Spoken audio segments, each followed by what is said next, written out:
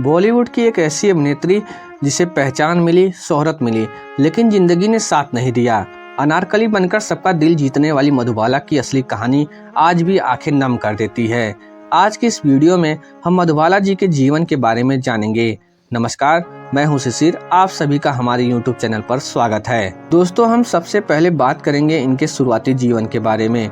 मधुबाला जी का असली नाम था मुमताज जहां बेगम देहलवी। इनका जन्म 14 फरवरी 1933 को दिल्ली में हुआ था। इनके पिता का नाम अताउल्ला खान और माता का नाम आयशा बेगम था। ये अपने माता पिता की 11 संतानों में से 5वें नंबर पर थी। इनके 4 भाई बहनों की मृत्यु बचपन में ही हो गई थी। मधुबाला जी भी वेंट्रिकुलर सेप्टल बीमारी के साथ पैदा हुई थी। आपको हम बता दें कि यह एक जन्मजात हृदय दोष है, जिसमें हृदय के निचले वेंट्रिकल्स को अलग करने वाली दीवार यानी सेप्टम में एक छेद हो जाता है, जो ऑक्सीजन युक्त रक्त को फेफड़ों में पुनः संचारित होने देता है, जो कि सर्जिकल ट्रीटमेंट के बाद ठीक हो जाता है। लेकिन उस समय इस बीमारी का कोई इलाज नहीं था। मधुबाला जी ने अपना अधिकांश बचपन दिल्ली में बिताया। इन्होंने अपने पिता के मार्गदर्शन में उर्दू और हिंदी पढ़ना और लिखना सीखा। शुरू से ही फिल्में देखने की शौकीन मधुबाला अपनी मां के सामने अपने पसंदीदा दृश्यों का प्रदर्शन करती थी। आगे चलकर इन्होंने फिल्मों में काम करने का मन बना लिया। जब यह बात इनके पिता को पता चली, तब उन्होंने साफ मना कर दिया। लेकिन कुछ दिन बाद मधुबाला के पिता अताउल्ला खान जहां पर काम करते थे, वहां पर किसी एक वरिष्ठ अधिकारी के साथ दुर्व्यवहार करने के कारण इनको नौकरी से बाहर निकाल दिया गया, जिसके बाद मधुबाला जी के पिता का निर्णय भी बदल गया। जल्द ही मधुबाला को ऑल इंडिया रेडियो स्टेशन में खुर्शीद अनवर की रचनाएं गाने के लिए नियुक्त किया गया।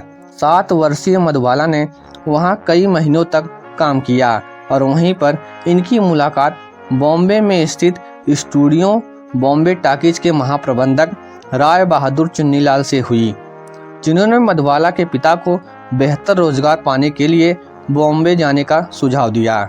साल था 1941, जब मधुबाला अपने परिवार के अन्य सदस्यों के साथ मुंबई आ गई और मुंबई के मलाड शहर में रहने लगी और बॉम्बे टॉकीज के प्रोडक्शन में बन रही फिल्म बसंत में मधुबाला को एक बाल कलाकार की भूमिका के लिए 150 रुपये के वेतन पर काम मिल गया।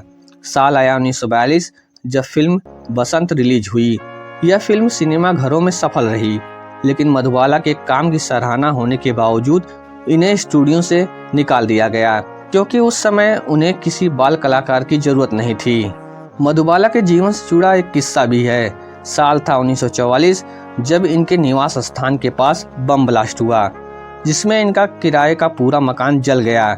लेकिन संयोग की बात है कि उस दिन मधुबाला अपने पूरे परिवार के साथ एक सिनेमा घर में फिल्म देखने गई थी, जिसके कारण ये और इनका पूरा परिवार बच गया। इसके बाद आगे चलकर मधुबाला को एक रंजीत मूवी टोन नामक स्टूडियो में 300 रुपया महीना वेतन और 3 साल के लिए अनुबंध पर हस्ताक्षर करना पड़ा, जिसके बाद इन्होंने मुमताज महल, धन्ना भगत, राजपूतानी, फुलवारी और पुजारी जैसी लगभग 5 फिल्मों में काम किया।